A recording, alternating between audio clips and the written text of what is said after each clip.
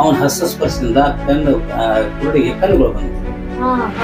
ನಾನು ಹೆಣ್ಪತ್ರ ಮಾಡಂಗಿಲ್ರಿ ಅಂತ ಹೇಳಿದ್ರಿ.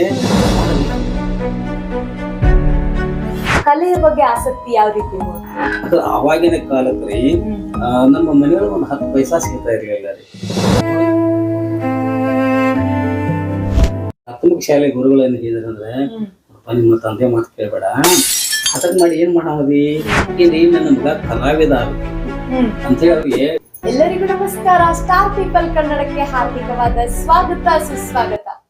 ಇವತ್ತು ನಮ್ಮ ಜೊತೆಗಿದ್ದಾರೆ ಕರದಂಟು ನಗರಿ ಗೋಕಾವಿ ನಾಡಿನ ಹಿರಿಯ ಸಾಹಿತಿಗಳು, ಜನಪದ ತಜ್ಞರು.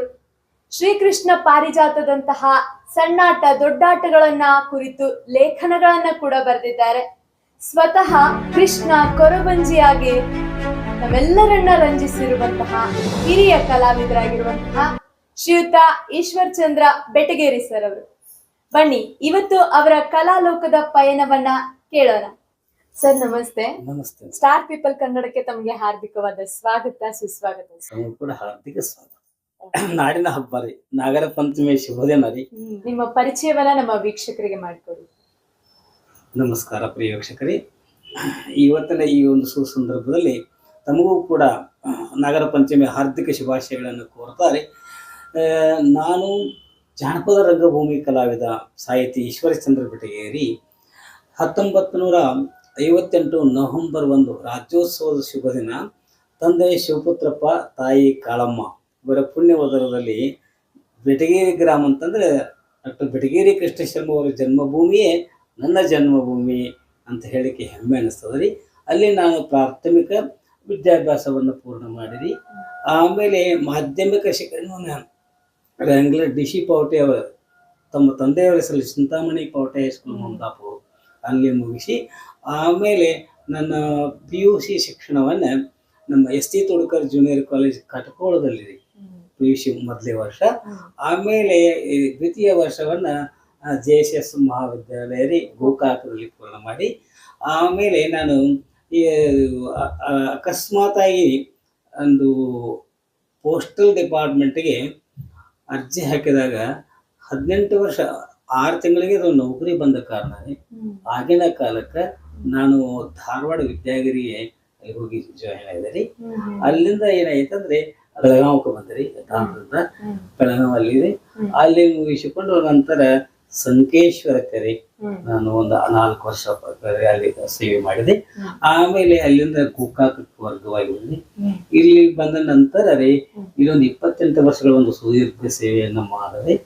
ಆಮೇಲೆ ಕೊನೆಗೆ ಒಂದು 5 ವರ್ಷ ಘಟಪ್ರಭಾಕ್ಕೆ ಸೇವೆ ಮಾಡಿ ಸುಮಾರು 41 ವರ್ಷಗಳ ಒಂದು ಸೇವೆಯನ್ನು ಸಲ್ಲಿಸಿರಿ. 2018ರಿಂದ ನಾನು ನಿವೃತ್ತಿಯನ್ನು ಹೊಂದಿದೆ. ಈಗ ನಾನು ವಿಶ್ರಾಂತಿ ಜೀವನವನ್ನು ನಡೆಸ್ತಾ 8 ವರ್ಷಗಳ ಪೂರ್ಣದು. ಇನ್ನು 9ನೇ ವರ್ಷದಲ್ಲಿ ಪಾದಾರ್ಪಣೆ ಮಾಡ್ತಾ ಇದ್ದೀವಿ. ಇದೆಲ್ಲ ಅದು ಭಗವಂತನ ಒಂದು ಕೃಪೆ ಅಂತ ಹೇಳಲಿಕ್ಕೆ ನಮಗೆ ಸಂತೋಷ ಅನಿಸ್ತದೆ. ಒಳ್ಳೇದು ಸರ್. ಈ ಒಂದು ವೃತ್ತಿ ಜೀವನನೇ ಬೇರೆ, ಹವ್ಯಾಸಿ ಜೀವನನೇ ಪ್ರವೃತ್ತಿನೇ ಬೇರೆ. ಈ ರೀತಿಯಾಗಿ ಇರುವಾಗ ನಿಮ್ಗೆ ಈ ಕಲೆಯ ಬಗ್ಗೆ ಆಸಕ್ತಿ ಯಾವ ರೀತಿ ಮೂಡ್ತು? ಒಳ್ಳೆಯ ಪ್ರಶ್ನೆ ರೀ. ಇದು ಕಲೆ ಅನ್ನೋದು ಅದು ದೈವದತ್ತವಾಗಿರ್ತದೆ. ಆದ್ರೆ ನನಗೊಂದು ಸ್ವಲ್ಪ ಇದರಾಗಿ ನಾನು ವಿರುದ್ಧ ಇದ್ದೇನೆ. ಯಾಕಂದ್ರೆ ನಮ್ಮ ತಂದೆ ಕಲಾವಿದರಾಗಿದ್ದಾರೆ. ಅವರು ಶ್ರೀಕೃಷ್ಣ ಪಾರಿಜಾತ ಕಂಪನಿ ಕಟ್ಕೊಂಡು ಮಾಡ್ತಾ ಇದ್ರಿ. ಅವ್ರಿಗೇನ್ರಿ ನನ್ನ ಮಗ ಕಲಾವಿದ ಆಗಬೇಕು ಅಂತ ಹೇಳಿ ಅವ್ರಿಗೆ ಶಾಲೆ ಕಲ್ತು ಏನ್ ಮಾಡಪ್ಪ ನೀನ ಕಲಾವಿದ ಆಗು ಅಂತ ಹೇಳಿದ್ರೆ, ಆದ್ರೆ ನಮ್ಮ ತಂದೆಯ ಮಾತು ನನಗೆ ರುಚಿಸ್ತಾ ಇರ್ಲಿಲ್ಲ. ಯಾಕಂದ್ರೆ ಅವಾಗಿನ ಕಾಲಕ್ರಿ ನಮ್ಮ ಮನೆಯೊಳಗೆ ಒಂದು 10 ಪೈಸಾ ಸಿಗ್ತಾ ಇರ್ಲಿಲ್ಲ ರೀ. ಅವಾಗ ನಮ್ಮ ಪ್ರಾಥಮಿಕ ಶಾಲೆ ಗುರುಗಳೇನು ಹೇಳಿದ್ರಂದ್ರೆ, ನಿಮ್ಮ ತಂದೆ ಮಾತು ಕೇಳಬೇಡ, ಹಠಕ್ ಮಾಡಿ ಏನ್ ಮಾಡಾಮದಿ, ಶಾಲೆ ಕಲಿ, ಯಾವ್ದಾದ್ರು ನಮ್ಮ ಹಾಗೆ ಉದ್ಯೋಗ ಅಂದ್ರೆ ಒಂದು ಸರ್ಕಾರಿ ನೌಕರಿ ಸೇರು, ಆಮೇಲೆ ಬೇಕಾದ್ರೆ ಮಾಡು ಅಂತ ಹೇಳಿ ಅವ್ರು ಹೀಗೆ ಮಾತು ನನಗೆ ರುಚಿಸುತ್ತೆ. ಅದಕ್ಕಾಗಿ ಮೇಡಮ್ ಈ ಸಂದರ್ಭದಲ್ಲಿ ನಮ್ಮ ಪ್ರಾಥಮಿಕ ಶಾಲಾ ಶಿಕ್ಷಕರನ್ನ ಸ್ಮರಣೆ ಮಾಡಬೇಕು ಅಂತೇಳಿ ಅವ್ರು ಹೇಳಿದಾಗ್ರಿ. ನಾನು ವಿದ್ಯಾಭ್ಯಾಸಕ್ಕೆ ಗಮನ ಕೊಟ್ಟಿರಿ. ಆದ್ರೂ ನಾನು ಮ್ಯಾಟ್ರಿಕ್ ಆಗ್ಬೇಕಾದ್ರೆ 4 ಸಲ ಸಾರಿ ಬಿಟ್ಟಿದ್ದೀನಿ. ನಮ್ಮ ಅಪ್ಪ ಅವ್ರ ಪ್ರೀತಿ ಅಂದ್ರೆ ಅದೇ ಮಾಡ್ತೀವಿ, ನಾಟಕ ಮಾಡು, ಪಾರಿಜಾತ ಮಾಡು. ಆದ್ರೂ ನಮ್ಮ ತಂದೆಯ ಒಂದು ಪ್ರೀತಿಗಾಗಿ 1966 ಇಸ್ವಿ ಅಂದ್ರೆ ಮೇಡಮ್ 8ನೇ ವರ್ಷ 58 ಕೊಟ್ಟಿದ್ರಿ. 66 ಇಸ್ವಿಯೊಳಗೆ ಈ ಬಾಲಗೋಪಾಲ ಪಾತ್ರ ಮಾಡಿ ಕೃಷ್ಣ ಪಾರಿಜಾತರು ಪಾದಾರ್ಪಣೆ ಮಾಡಿದೇನ್ರಿ. ರಂಗಭೂಮಿ ಪ್ರವೇಶ ಆಯ್ತು ಮೇಡಮ್ 1966 ಸುಮಾರು ಇವತ್ತಿಗೆ ಒಂದು 60 ವರ್ಷ ಆಯ್ತ್ರಿ. ಅಲ್ಲಿಂದ ಇಲ್ಲಿವರೆಗೆ ಅದು ನೆಂಟು ಹಾಗೆ ಬಂತು ಮೇಡಮ್. ಮುಂದೆ ಪ್ರಾಥಮಿಕ ಶಾಲೆಯೊಳಗೆ, ಮಾಧ್ಯಮಿಕ ಶಾಲೆ ಶಾಲೆಗಳು ಮಾಡ್ತಾ ಇದ್ದೀವ್ರಿ. ಸುಮಾರು ಒಂದು 18 ನಾಟಕಗಳನ್ನು ಮಾಡಿದ್ವಿ ಮೇಡಮ್. ಹಾಗೆ ಸ್ವಾವಲಂಬರಿ, ನಂತರ ಅಣ್ಣ ತಂಗಿ, ನಂತರ ಈಗ ಕಪಟ ಕಾರಸ್ಥಾನ ರೀ, ಸಂಗೊಳ್ಳಿ ರಾಯಣ್ಣ, ಮತ್ತೆ ಬಸವೇಶ್ವರ, ಇಂಥ ಬೇರೆ ಬೇರೆ ಮಾಡ್ತಾ ಇದ್ವಿ. ಆಮೇಲೆ ನನಗೆ ಏನಿದೆ ಅಪಾಯಿಂಟ್ಮೆಂಟ್ ಆಯ್ತು ನೋಡ್ರಿ ಮೇಡಮ್. ಆಮೇಲೆ ಅಪಾಯಿಂಟ್ಮೆಂಟ್ ಆದ ಕೂಡಲೇ ಈ ಕಡೆ ಕಲೆ ಬಗ್ಗೆ ಸ್ವಲ್ಪ ಗಮನ ಇರ್ಲಿಲ್ಲ ರೀ.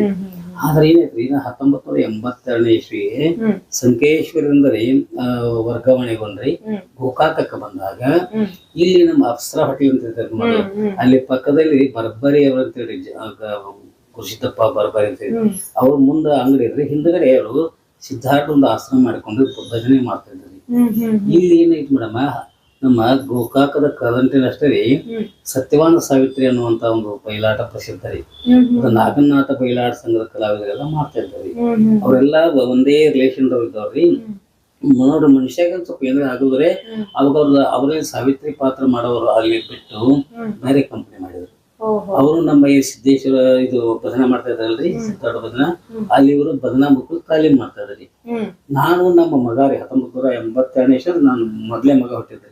ಈಗಿನ ಅಮೆರಿಕಕ್ಕೆ ಹೋಗಿ ಬಂದ್ರಲ್ರಿ ವಿನಯ್ ಕುಮಾರ್ ಅಂತ, ಅವ್ನ ಎತ್ಕೊಂಡ ಅಲ್ಲಿ ಹೋಗ್ತಾ ಇದ್ದೀರಿ ಕೇಳಲಿಕ್ಕೆ. ಅವಾಗ ತಗೊಂಡ್ಮೇಲೆ ಏನಾಯ್ತು, ಅವ್ರಿಗೆ ಒಂದ್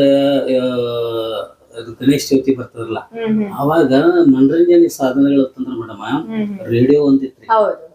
ನಂತರ ಇವು ಬಯಲಾಟಗಳೆಲ್ಲ ಪ್ರಚಲಿತಿದ್ರಿ. ಅವರು ಒಂದು 4 ಆಟ ಆಡಿದ್ರು, ಗಿಜಿವಾಣಿ, ತನೆವಾಡಿ, ಅರಳಗುಂಡಿ, ಕರೋಶಿ ಅಂತ. ಅಲ್ಲಿ ಒಬ್ಬ ಸತ್ಯವಾನ ಪಾತ್ರ ಮಾಡೋರು ಕೈ ಕೊಟ್ಟು ಹೋಗ್ಬಿಟ್ರು. ಅಂದ್ರೆ ಕಲಾವಿದರಿಗೆಲ್ಲ ತೊಂದರೆ ಆಗ್ಬಿಡ್ತಿ. ಈಗ ಏನಂತಂದ್ರೆ ಅಲ್ಲಿ ಬಂದವ್ರು ಸ್ವಲ್ಪ ಕೂತಿದ್ರಿ, ನಾ ಹೋದಾಗ ಅವ್ರು ಹೇಳಿದ್ರಿ, ನೋಡ್ತಮ್ಮ ಅವ್ರಿಗೆ ನೀವು ಸ್ವಲ್ಪ ಇದು ಚಲೋದಕ್ಕಂತಿ ಅವ್ರಿಗಂತ ಪಾತ್ರ ಕಟ್ಟಾಗೈತಿ ಮಾಡಿಕೊಡ್ಬೇಕಂತಂದ್ರೆ ನನಗೇನ್ ಯಾಕಂದ್ರೆ ಬಿಟ್ಟಿದ್ನಲ್ರಿ. ಇಲ್ಲ ಯಾಕಂತಂದ್ರೆ ನಮ್ಗೆ ರೊಕ್ಕದ ಅರ್ಥ ಇತ್ತಂತ ನಮ್ ಕಡೆ ಇರ್ಲಿ ಅಂದ್ರೆ ಮತ್ತೊಬ್ಬರ ಕಡೆ ಕೊಡಾಕ ಪಾತ್ರ ಕಟ್ಟಾಗೈತಿ ನನಗೆ ಇಲ್ಬಾರ್ದು. ಅವಾಗ ಅವ್ರಿಗೆ ಕೆಲವೊಂದು ಹಿರಿಯರು ಕಲಾವಿದರು ಇದ್ರಿ, ಅವ್ರು ಹೇಳಿದ್ರು, ಸರ್ ನೀವ್ ಏನ್ ಮಾಡ್ಬೇಡ್ರಿ, ಜಸ್ಟ್ ಸತ್ಯವಾನ ಪಾತ್ರ ಅಂದ್ರೆ ಏನ್ರಿ ಸ್ವಲ್ಪ ಮಾಡೋದು, ನಂತರ ನೀವು ಸಾಯ್ತ್ರಿ ಮಲ್ಕೊಂಡ್ಬಿಟ್ಟು ಫಸ್ಟ್ ಅಂದ್ರೆ ಆಗ್ಲಿ ಅಂತೇಳಿ ನನಗೊಂದದ್ರಿ. ಅದಕ್ಕೆ ಒಬ್ಬರಿಗೆ ತೊಂದರೆ ಇದ್ದಾಗ ಸಹಾಯ ಮಾಡ್ಬೇಕಲ್ರಿ, ಅವರೆಲ್ಲ ಹಿರಿಯರ ಒಂದು ಪ್ರೀತಿ ಮಾಡಿದ್ವಿ ಮೇಡಮ್. ಅವಾಗ ನನಗೇನು ಒಂದು ಹೋದ್ರಾಗ ಒಂದು 260 ಪಗಾರ ಇರ್ತಾರೆ ಅಷ್ಟೇ ರೀ. ಆ ಟೈಮ್ದಾಗ ಅವ್ರೆಲ್ಲ ಇದ್ ಮಾಡಿ ನನಗೊಂದು 400 ರೂಪಾಯಿ ಕೊಟ್ರಿ. ಅವಾಗ ದೊಡ್ಡ ಕಲೆ ಅಂದ್ರಿ ನಾವ್ ಅವ್ರಿಗೆ ಸಹಾಯ ಮಾಡಿದ್ರಿ. 400 ಅಂದ್ರೆ ಬಹಳ ಆತ್ರಲ್ಲ. ಹಿಂಗಾಗಿ ನಂದು ನಿಜವಾಗಿ ಹೇಳ್ಬೇಕಾದ್ರಿ ಕಲೆಯಿಂದ ನಾವು ಬದುಕನ್ನ ಸಾಧಿಸ್ಲಿಕ್ಕೆ ಸಾಧ್ಯ ಐತಿ ಅಂತ ತಿಳ್ಕೊಂಡು ಅದ್ರ ಮೇಲೆ ಒಂಥರ ಹುಚ್ಚು ಪ್ರೇಮ. ಹಾಗೆ ಅವ್ರಿಗೆ ಮಾಡ್ಕೋತ ಬಂದೆ ಮೇಡಮ್. ಮತ್ತೆ ಅವ್ರು ಹಿರಿಯ ಕಲಾವಿದರ್ರಿ, ನಮ್ಮ ಮಾರುತಿ ಮಾಸ್ತರ್ ತಟ್ಟಿಮಣಿ ಅಂತ ಹೇಳಿ, ಮತ್ತು ಉಳಿಕಿದ ನಮ್ಮೆಲ್ಲ ಕಲಾವಿದರು ಕುಡ್ಕೊಂಡ ಸತ್ಯವಾನ ಸಾವಿತ್ರಿ ಮಾಡ್ಕೋತ ಬಂದ್ವಿ ಮೇಡಮ್. ನಂತರ ನಮ್ಮ ಅವರು ಸರಿಗೆ ಹೃದಯ ಅಟ್ಯಾಕ್ ಆಯ್ತು. ಆ ಕೂಡಲೇ ಅವ್ರ ಪಾತ್ರ ಸಾವಿತ್ರಿ ಪಾತ್ರ ನಾನು ಮಾಡ್ಕೋತ ಬಂದಿರಿ. ಒಟ್ಟಾರೆ ಸತ್ಯವಾನನ ಪಾತ್ರದಲ್ಲಿ ಮಿಂಚಿದ್ರಿ. ಹೌದು, 16 ವರ್ಷಗಳ ಪರ್ಯಂತ ರೀ ಸತ್ಯವಾನ ಪಾತ್ರ ಮಾಡಿದ್ರಿ. ಆದ್ರೆ ನೀವು ಹೆಚ್ಚಾಗಿ ಕಾಣಸಿಗೋದು ನಮ್ಗೆ ಸಾವಿತ್ರಿಯ ಪಾತ್ರದಲ್ಲಿ. ಸಾವಿತ್ರಿ ಪಾತ್ರವನ್ನ ಹೇಗೆ ಆಯ್ಕೆ ಮಾಡ್ಕೊಂಡ್ರಿ ಮೇಡಮ್? ಅದು ಅನಿವಾರ್ಯ ಬಂತ್ರಿ. ಇನ್ ನಮ್ಮ ಸಾವಿತ್ರಿ ಪಾತ್ರ ಮಾಡ್ತಕ್ಕಂಥ ನಮ್ಮ ಗುರುಗಳು ಅವ್ರಿಗೆ ಹಾರ್ಟ್ ಅಟ್ಯಾಕ್ ಆದ ನಂತರ ರೀ ಅವರು ಪಾತ್ರ ಮಾಡೋದು ಸ್ವಲ್ಪ ನಿಲ್ಲಿಸ್ಬಿಟ್ರಿ.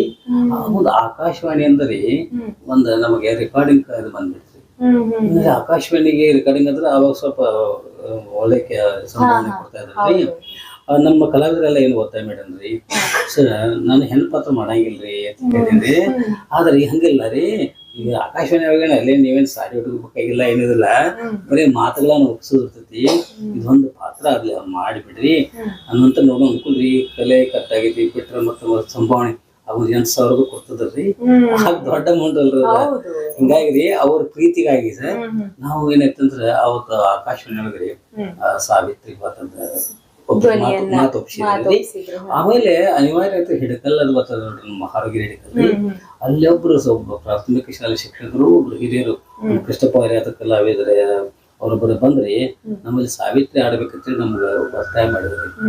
ನಾನು ಇದು ಸ್ತ್ರೀ ಪಾತ್ರ ಮಾಡ್ತಾ ಇರ್ಲಿಲ್ಲ ರೀ, ಹೆಂಗ್ ಮಾಡೋದು ನಮ್ ಕಲಾವಿದರೆಲ್ಲ ಹೇಳಿದ್ರಿ, ನೋಡ್ರಿ ಒಂದ್ಸಲ ಮಾಡ್ರಿ, ಅದು ಚೆನ್ನಾಗಿ ಆಯ್ತು ಆಯ್ತು, ಆಗ್ಲಿಲ್ಲ ಅಂದ್ರೆ ನಾವು ಕಂಪ್ನಿನ ಮುರಿಬಿಡುವ ಅಂತ ಅಂದಕೂಲೆ ಮತ್ತೆ ಎಲ್ಲಾರು ಮಾತಾಡಲಿ. ಮತ್ತೆ ಸ್ತ್ರೀ ಪಾತ್ರ ಮಾಡಕ್ ಸ್ವಲ್ಪ ಮುಜುಗೂರ ರೀ, ಮೊದ್ಲಾಗ ವರ್ಷ ಮಾಡ್ತಾ ಇರಲಿಲ್ಲ ಅಲ್ಲಿ. ಅದು ಅನಿವಾರ್ಯವಾಗಿ ಅಲ್ಲಿ ಹೋಗಿರಿ. ಅದು ಅದು ಏನಾಯ್ತು ಅಂತಂದ್ರಿ, ಎಲ್ಲ ಮೇಕಪ್ ಆದ ನಂತರ ನಾನು ಮಾಡ್ತಾ ಇದ್ದೆ ಪಾತ್ರದಲ್ಲಿ ಅದು ಮೇಕಪ್ ಚಂದ ಪ್ರವೇಶ, ಅದು ಪುರುಷ ಹೋಗಿ ಸ್ತ್ರೀ ಆಗ್ಬೇಕು. ಹಿಂಗಾಗಿ ಅದು ಬಹಳ ಚಂದ ಇಷ್ಟ. ಅದ ನಂತರ ನಮ್ ಕಂಪ್ಲೇಂಟ್ ಹೇಳಿದ್ರಿ, ನೋಡ್ರಿ ಸರ್ ನೀವು ಬಿಟ್ರಿ ಅಂತಂದ್ರ ನಮ್ ಕಂಪ್ಲೇಂಟ್ ಹೋಗ್ಬಿಡ್ತೈತಿ, ನೀವು ಮಾಡ್ಬೇಕು ಅಂದ್ಕೂಲಿ ಅವ್ರ ಪ್ರೀತಿಗಾಗ್ರಿ ನಾನು ಸ್ತ್ರೀ ಪಾತ್ರ ಮಾಡ್ಬೇಕು. ಸ್ತ್ರೀ ಪಾತ್ರ ಮಾಡ್ಬೇಕಾದ್ರಿ ಆ ಸಾಡಿ ಗಿಡಿ ಉಟ್ಕೋಬೇಕಾದ್ರೆ ಅದಕ್ಕೂ ಪ್ರಾಕ್ಟೀಸ್ ಬೇಕಲ್ರಿ, ಒಮ್ಮಿಗೆ ಬರಂಗಿಲ್ಲ ಅದು. ಅಭ್ಯಾಸ ಆಗ್ಬೇಕು. ಮೊದ್ಲು ಸಾಡಿ ಉಟ್ಕೊಂಡು ಅದ್ರ ತಕ್ಕ ನಾವು ಮೂಮೆಂಟ್ ಮಾಡಕ್ ಒಮ್ಮೆ ಇದಾಗುದಿಲ್ಲ ರೀ. ಅದಕ್ಕೆ ಅದ್ರಾಗ ಸ್ಟೇಜ್ ಮೇಲೆ ಕುಣಿಬೇಕು ರೀ, ಅವೆಲ್ಲ ಆಗ್ಬೇಕಾದ್ರೆ ರೂಢಿ ಆಗ್ಬೇಕ್ರಿ. ಹಿಂಗಾಗಿ ಕೆಲವೊಂದು ಐತ್ರಿ, ನಮ್ಮ ಮನ್ಯಾಗ ಅಷ್ಟು ಇದು ಅನ್ಸ್ತಕ್ರಿ, ಏನ್ ಪುರುಷ ಪಾತ್ರ ಮಾಡ್ತೀರಿ, ಕೃಷ್ಣ ಪಾತ್ರ ಸತ್ಯವಾನ ಮಾಡಿರಿ, ಅನಿವಾರ್ಯವಾಗಿ ಏನಂತ ಮೇಡಮ್ ಅದು ಮಾಡ್ಕೋತ ಬಂದ್ರಿ. ಕಲೆಯನ್ನು ಉಳಿಸ್ಬೇಕು, ಬೆಳೆಸಬೇಕು ಅನ್ನೋ ಕಲಾವಿದನಿಗೆ ಬಂದಂತ ಒಂದು ಆಶೀರ್ವಾದನೇ ಸರಿ. ಆಶೀರ್ವಾದ ನಿಜಕ್ಕೂ ಮೇಡಮ್. ಯಾಕಂದ್ರಿ ನಾವು ಈಗ ಏನಂತಂದ್ರೆ ಬಿಟ್ಕೊಟ್ಟಿದ್ವಿ, ಮತ್ತೆ ಕಲಾವಿದರು ಬದುಕ್ತಾರಲ್ರಿ, ಕಲಾವಿದರ ಒಂದು ಹೇಳ್ತದೆ. ಯಾಕಂದ್ರೆ ಆಗಿನ ಕಾಲಕ್ರಿ ನಮ್ಗ 40-50 ರೂಪಾಯಿ ಅಂತಂದ್ರೆ ದೊಡ್ಡ. ಹೀಗಾಗಿ ಕಲಾ ಒಂದು ಉಳಿಸುವುದ್ರ ಜೊತೆಗೆ ಕಲಾವಿದರನ್ನ ಕೂಡ ಬೆಳೆಸೋದಂತಂದ್ರೆ ಒಂದು ಕಲೆ ಒಂದು ಸಮರ್ಥನೆ ಆಗ್ಬೇಕು ಅನ್ನೋ ದೃಷ್ಟಿಂದ್ರಿ ನಾನು ಸಾವಿತ್ರಿ ಪಾತ್ರ ವಿಶೇಷ ಮೊದಲು ಸಾವಿತ್ರಿ ಪಾತ್ರ ಹೋಗಿರಿ. ಈಗಾದ್ರೂ ಸಹಿತ ಇನ್ನು ನನಗೆ 69 ವಯಸ್ಸು, ಆದ್ರೂ ಈಗಾದ್ರೂ ಸಾವಿತ್ರಿ ಪಾತ್ರ ಮಾಡ್ತಾ ಇದ್ದೀನಿ. ಅದೊಂದು ನಿಮ್ಮ ಮುಖದಲ್ಲಿರುವಂತಹ ನ್ಯಾಚುರಲ್ ಆಗಿ ಸಿಗುವಂತಹ ನಗು ಆ ಒಂದು ಭಾವನೆಗಳು, ಇನ್ನೊಬ್ಬರ ಜೊತೆ ಒಂದು ಉತ್ತಮ ರೀತಿಯಲ್ಲಿ ಮಾತನಾಡುವಂತಹ ಬಾಂಧವ್ಯ ಕಲಾವಿದರಿಗೆ ಅದೇ ಒಂದು ಗಿಫ್ಟ್ ಅಲ್ರಿ. ಯಾಕಂದ್ರೆ ನಾವು ಕಲಾವಿದರು ಏನೆಲ್ಲ ಆಗಬೇಕಾಗ್ತದೆ, ಅದು ಎಲ್ಲ ಒಂದಕ್ಕೆ ನಾವು ಸ್ಪಂದಿಸಬೇಕಾಗ್ತದೆ. ಆ ಪಾತ್ರಕ್ಕೆ ಜೀವ ತುಂಬುವುದು ಮಹತ್ವದಾಗಿರ್ತದೆ. ಈ ಒಂದು ನಿಟ್ಟಿನಲ್ಲಿ ಸ್ತ್ರೀ ಪಾತ್ರವನ್ನ ನೀವು ಪ್ರಥಮ ಬಾರಿ ಪಾತ್ರ ಮಾಡಿದ್ರಿ. ಆಮೇಲೆ ಏನಾಯ್ತ್ರಿ, ಒಂದು ಲವಕುಶ ತಂದರಿ ಅವ್ರಿಗೆ ಏನಾಯ್ತು, ಅದೇ ಸೀತಾ ಪಾತ್ರ ಮಾಡೋರು ಇಲ್ಲ. ಅವ್ರಿಗೆ ಏನಾಯ್ತಂದ್ರಿ, ಸರ್ ಮಾಡ್ತಾರೆ ಬೆಟಗೇರಿ ಸರ, ಅವ್ರಿಗೆ ಸ್ವಲ್ಪ ರಿಕ್ವೆಸ್ಟ್ ಮಾಡಂತೀರಿ, ಅವ್ರ ಅಂದ್ಕೂಲೆ ಅವ್ರ ಜೋಡಿ ರೀ ಸೀತಾ ಪಾತ್ರ ಮಾಡಿದ್ರಿ. ಸೀತಾ ಪಾತ್ರ ಲವಕುಶದೊಳಗೆ ಈಗ ಮಾಡ್ತೀರಿ. ಮೊನ್ನೆ ಆನಂದಕ್ಕಂದ್ರ ಜನರನ್ನ ಆಚರಣೆ ಮಾಡಿದ್ರಿ, ಅವಾಗ ಸೀತಾನ ಕಾರಿಗೆ ಕರೆದುಕೊಳ್ಳುವಂತ ಒಂದು ಸನ್ನಿವೇಶವನ್ನ ಮಾಡಿದ್ರಿ. ಲವಕುಶ ಒಂದು ನಾಟಕದಲ್ಲಿ ಸೀತಾ ಮಾತೆ ಪಾತ್ರ ಮಾಡಿದ್ರು. ನಿಮ್ಮ ಒಂದು ಪರಮೇಶ್ವರನ ಪಾತ್ರದಲ್ಲಿ ಒಂದು ನಾಟಕ ಬಂತು, ಯಾವುದು? ಅದ್ರಲ್ಲಿ ಹೇಗೆ ಅವಕಾಶ ಸಿಗ್ತದೆ? ಅಲ್ಲಿ ನಮ್ಮ ಬೆನ್ಸನಮಡಿ ಕಲಾ ತಂದ್ರಿ, ಅವರ ಒಂದೇ ಕಲಾ ತಂಡದೊಳಗ್ರಿ ನನಗೇನ್ ಒಟ್ಟ ಅಪದ್ ಬಾಂಧವ ಐತ್ರಿ. ನನ್ನದೇ ಅಂತ ಸ್ವಂತ ಯಾರಿಗೊಂದು ತೊಂದರೆ ಇರ್ತದ್ರಿ, ಅಲ್ಲಿ ಒಂದು ಸಹಾಯ ಮಾಡುವಷ್ಟರಿ. ಹೀಗಾಗಿ ಅವ್ರಿಲ್ಲರಿಗೆ ಪರಮೇಶ್ವರ ಪಾತ್ರ ಮಾಡಿರಿ. ಶಿವನೇ ಅದು ಕೈಲಾಸದಿಂದ ರೀ ಧರೆಗೆ ಬರ್ತಾರ್ರಿ. ಯಾಕಂತಂದ್ರೆ ಈ ಒಂದು ಭರತಖಂಡದಲ್ಲಿ ಮೈಸೂರು ಸಮೀಪದ ಕೊಳ್ಳೇಗಾಲ ಪ್ರಾಂತವನ್ನು ನಿಜಗುಣ ಮಹಾರಾಜ ಪರಿಪಾಲಿಸ್ತಾ ಇದ್ದಾನೆ. ಆತನು ಸಕಲ ಸದ್ಗುಣಗಳಿಂದ ಪೂರ್ಣನಾಗಿದ್ದು ಅವನಿಂದ ಲೋಕ ಕಲ್ಯಾಣ ಮಾಡಿಸುವುದಕ್ಕಾಗಿ ಕೈಲಾಸದಿಂದ ಬಂದಂತ ಪರಮೇಶ್ವರ ಆತನ ಆ ಪಾತ್ರ ಮಾಡಿರಿ. ಆಮೇಲೆ ರೀ ಅದು ಶಂಕರಾಚಾರ್ಯರಾಗಿ ಶಂಕರಾಚಾರ್ಯ ಶ್ರೀಮನ್ ನಿಜಗುಣರೇ ಸದ್ಗುರು ಸಿದ್ಧಾರೂಢರಾಗಿ ಅವತರಿಸಿದಾರಂತೆ ಒಂದು ಪರಿಕಲ್ಪನೆ ಇದೆ ಮೇಡಮ್. ಹೀಗಾಗಿ ಅಲ್ಲಿ ನಿಜಗುಣರ ಮೊದಲೇ ಇರ್ತದೆ, ಒಮ್ಮೆಗೆ ಯಾರಿಗೂ ಪೂರ್ವಾಶ್ರಮದಲ್ಲಿ ಇರ್ತಕ್ಕಂಥ ಒಂದು ಸಂಸಾರ ಇದನ್ನು ತೊರೆದ್ರಿ ವಿರಾಗಿ ಆಗಬೇಕಾದ್ರೆ ಒಂದೇನೋ ಕಾರಣ ಬೇಕಾದ್ರೆ ಆಗ ಪರಮೇಶ್ವರನೇ ಅಲ್ಲಿ ಸಂಬಲಿಂದ ಭಿಕ್ಷಾ ಬಿಡ್ತಾನೆ. ಅವಾಗ ಇಲ್ಲ ನಾಳೆ ಬರ್ರಿ ಇವತ್ತು ನಾ ಕ್ಷೌರ ಮಾಡ್ಕೋತ ಅನ್ಕೂಲೆ ಅಲ್ಲ, ದಾನ ಮಾಡುವ ಗಳಿಗೆಗೆ ಶುಚಿ ಅಶುಚಿ ಎಂಬುದಿಲ್ಲ. ಒಂದು ಕೈಯಿಂದ ಮಾಡಿದ ದಾನ ಮತ್ತೊಂದು ಕೈಗೆ ಗೊತ್ತಾಗಬಾರದು. ಮತ್ತು ಹಸಿದ ಹೊಟ್ಟೆಗೆ ತುತ್ತೊಂದಿಕ್ಕದ ಜನ್ಮಕ್ಕೆ ಧಿಕ್ಕಾರದ ಹೋದ ಕೂಡಲೇ ಅವನ ವೈರಾಗ್ಯ ಪ್ರಾಪ್ತಿ ಆಗ್ತದೆ. ಯಾವ್ದಾರ ಒಂದು ಘಟನೆಯಿಂದಲೇ ಮನುಷ್ಯನಲ್ಲಿ ತಿರುವು ಬರ್ತದೆ. ಆವಾಗ ಅವ ಏನ್ ಮಾಡ್ತಾನೆ, ಅಂತ ಸದ್ಗುರುಗಳು ಬಂದು ಭಿಕ್ಷಾ ಬೇಡನ ಕೊಡ್ಲಿಲ್ಲ ಅಂತಕೊಂಡು ಹಿಂದಿನ ಸಂಸಾರವನ್ನು ತ್ಯಾಗ ಮಾಡಿ ವೈರಾಗ್ಯ ಹೋದಾಗ ರೀ ಅವನು ಏನ್ ಮಾಡ್ತಾನೆ, ಶಂಭುಲಿಂಗನ ಬೆಟ್ಟಕ್ಕೆ ಹೋಗ್ತಾನೆ. ಅಲ್ಲಿ ಅವರು ಅಲ್ಲಿ ಶಂಭುಲಿಂಗರಿಗೆ ಶರಣಾಗ್ತಾಗ ಗುರುಗಳು ಒಮ್ಮೆಗೆ ವಿದ್ಯಾ ಪಡಂಗಿಲ್ರಿ, ಅವ್ರು ಪರೀಕ್ಷೆ ಮಾಡ್ತಾ ಇದ್ರಿ. ಹಾಗಾದ್ರೆ ಜೀವನ ನಾ ಕೆಲವೊಂದು ದಿವಸ ಲೋಕ ಸಂಚಾರಕ್ಕೆ ಹೋಗ್ಬೇಕಾಗೈತಿ, ಅದಕ್ಕೆ ನಿನ್ನ ಒಂದು ಮನ್ಯಾಗ ಇಟ್ಟು ಹೋಗ್ತಾನೆ ಅಂತ ತಿಳ್ಕೊಂಡು ಅವ್ನು ಯಾರ ಮನ್ಯಾಗ ಇರ್ತಾನ ಅಂದ್ರೆ ಒಬ್ಬರು ವೇಶ್ಯ ಇರ್ತಾರೆ. ಅಂದ್ರೆ ಅವ್ರ ತಾಯಿ ಕುರುಡಿರ್ತಾಳ್ರಿ.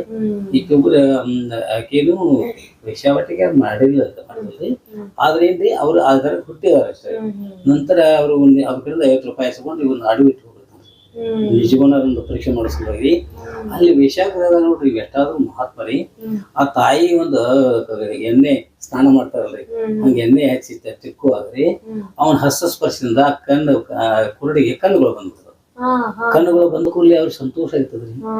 ಆದ್ರ ಏನಾಗ್ತದೆ ಅಂದ್ರೆ ಸಂಸ್ಕಾರ ಅನ್ನೋದು ಬಹಳ ಮುಖ್ಯ ರೀ. ಯಾಕಂದ್ರೆ ಅವ್ರು ಏನ್ ಅಂತಂದ್ರ ಉಪಕಾರ ಮಾಡಿದ್ರು ಪ್ರತ್ಯುಪಕಾರ ಮಾಡೋದು ಧರ್ಮ ಐತಿ.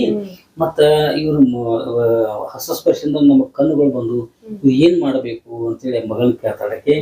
ಅವಾಗ ಆಕೆ ಹೇಳ್ತಮ್ಮ, ನಮ್ಮಲ್ಲಿ ಬೇರೆ ಏನು ಇಲ್ಲದೆ ಹೋದ್ರು ಕೂಡ ರೀ ನಮ್ಮ ಕುಲಕಸಬು ಎಂಬುದು ಒಂದಿದೆ. ಅಂದ್ರೆ ಏನು, ಸಂಪೂರ್ಣ ಲಾವಣ್ಯ ತುಂಬಿರುವಂತ ನನ್ನ ಈ ತುಂಬಿದ ಪ್ರಾಯವನ್ನ ಈ ಮಹಾತ್ಮನಿಗೆ ಅರ್ಪಿಸಿ ಈತನು ಮಾಡಿದಂತ ಉಪಕಾರಕ್ಕೆ ಪ್ರತ್ಯುಪಕಾರ ಮಾಡ್ತೀವಿ. ಅವಾಗ ಏನ್ ಮಾಡ್ತಾಳೆ, ನಿಜ ಮೇಲೆ ಮೋಹ ಅಂತಾರ್ರಿ, ಅವ್ನು ವಿರಾಗಿರ್ತಾರ್ರಿ. ಹಿಂಗಾಗಿ ಮಾತಿನ ಚಕಮಕಿ ಅಂತಾರ್ರಿ. ಕೊನೆಗೆ ಏನಾಕಂದ್ರ ಒಪ್ಪಲೇ ಇಲ್ಲ ಅಂದ ಕೂಡಲೇ ಅವನ ಕೈ ಹಿಡಿಲಿಕ್ಕೆ ಹೋಗ್ಬಿಡ್ತಾರ್ರಿ. ಯಾಕಂದ್ರೆ ದೆವ್ವ ಆದ ಕೂಡಲೇ ರೀ ಅನಿಸ್ತಾರ್ರಿ, ಓ ದೆವ್ವ ಹಿಡ್ದೈತಿ ಕೈಯ ಅಂತ ಹೇಳಿ ಏನ್ ಮಾಡ್ತಾರ. ನಿಜಗುಂಡ್ರಿ ಏನಂತಂದ್ರೆ ಕೊನೆಗೆ ಇದರಿಂದ ಬಿಡುಗಡೆ ಹೆಂಗ ಆಗ್ಬೇಕು ಅಂದ ಕೂಡಲೇ ಈಗ ಆ ಸತ್ಯವಂತನ ಗುರುವಿನಿಂದ ಸಾಧ್ಯ ತಿಳ್ಕೊಂಡು ಹಾಗೆ ಬಿಡ್ಕೋತಾರೆ. ಸದ್ಗುರುವೆ ನೀ ನಿರಾಕಾರ ಆಗಿರ್ಲಿ ಸಾಕಾರ ಆಗಿರ್ಲಿ ನನಗೆ ನಾನು ಶರಣಾಗಿ ಬಿಡ್ಕೋತೇನೆ ದೇವಿನಿಂದ ಪಾರ್ ಮಾಡೋದಕ್ಕೂಲ್ರಿ. ಯಾಕಂದ್ರೆ ಅಲ್ಲಿ ದೇವ್ ಹೋಗಿ ಮತ್ತೆ ನಿಜಗುಣ ಬರ್ತಾನ್ರಿ. ಶಂಭುಲಿಂಗ ಬಂದು ಹೇಳ್ತಾನೆ, ಮಗಳೇ ಯಾವಾಗಲೂ ನಿನ್ನಲ್ಲಿ ನಿನಗೆ ಸತ್ಯ ಭಾವ ಆಗೈತಿ, ಇನ್ನು ಮೇಲೆ ನೀನು ಇದನ್ನೆಲ್ಲ ಬಿಟ್ಟು ಕಾವಿಲಾಂಚನವನ್ನ ಧಾರಣ ಮಾಡಂತ ಹೇಳ್ತಾರೆ. ಅವಾಗ ಆಕಿ ಬಾಯಿಂದ ಕೇಳ್ತಾರೆ, ಗುರುದೇವ ಸರ್ವರಿಗೂ ಸರ್ವವನ್ನು ತ್ಯಾಗ ಮಾಡಿ ವಿರಾಗಿ ಆಗುವುದು ಅಷ್ಟು ಸುಲಭದ ಮಾತಲ್ಲ. ನಾವು ಈ ಸಂಸಾರ ಇದ್ದುಕೊಂಡನೆ ಪಾರಮಾರ್ಥವನ್ನು ಸಾಧಿಸ್ಬೇಕಾದ್ರೆ ಏನು ಮಾಡ್ಬೇಕು ಅಂತ ಪ್ರಶ್ನೆ ಮಾಡ್ತಾರೆ. ಅವಾಗ ಮಗಳೇ ನನ್ನ ಮಾತು ಕರೆಯೋದ್ರಿ. ಯಾಕಂತಂದ್ರೆ ನಾವು ಸಂಸಾರ ಬಿಡಬಾರ್ದು, ಸಂಸಾರದೊಳಗೆ ಇರ್ಬೇಕ್ರಿ. ಅಂದ್ರೆ ಪಾರಮಾರ್ಥ ಸಾಧನೆ ಮಾಡ್ಬೇಕು. ಹೆಂಗಂದ್ರೆ ಒಂದ್ ಸಣ್ಣ ಮಗುರಿ ಮಲಿ ಕುಡಿಬೇಕಾದ್ರೆ ಒಂದು ಮಲಿ ಕುಡಿತಿರ್ತೈತಿ, ಮತ್ತೊಂದು ಮಲಿ ಕೈ ಇಟ್ಟಿರ್ತೈತಿ. ಹಂಗ ನಾವು ಸಂಸಾರವಾಗಿ ಮಾಡ್ಬೇಕಂತ ಮಕ್ಕಳಿ ಅವಾಗ ಜ್ಞಾನ ಆಗಿದ್ರಿ. ಒಂದು ಎಲ್ಲಾ ಕಡೆ ಸಕಲ ಚರಾಚರ ಜೀವರಾಶಿಗಳಲ್ಲಿ ಎಲ್ಲ ಸ್ವರೂಪನ ಏನಂತೇಳಿ ಎಲ್ಲಾ ಪರಮಾತ್ಮ ಸ್ವರೂಪ ಎಲ್ಲದರೊಳಗೂ ಅನುರಣ ತಿಳ್ಕಾಶದ ಅಂತ ತಿಳ್ಕೊಂಡು ನನ್ನ ಜನ್ಮ ಸಾರ್ಥಕ ಆಯ್ತು ಅಂತೇಳಿ ಈ ಶರಣಾಗ್ತಾಳೆ. ಹಾಗಾಗಿ ಮಂಗಲ ಪರಮಾತ್ಮನ ಪಾತ್ರ ಕೂಡ ಮಾಡಿದ ನಂತರ ನಾನು ಪ್ರಮಿಳಾ ಪಾತ್ರ ಹೆಣ್ಣು ಪಾತ್ರನು ಎಲ್ಲ ಪಾತ್ರಗಳಲ್ಲಿ ಮೆಚ್ಚುಗೆಯನ್ನ ಅಂತೂ ಪಡ್ಕೊಂಡು ಮಾಡಿದ್ವಿ.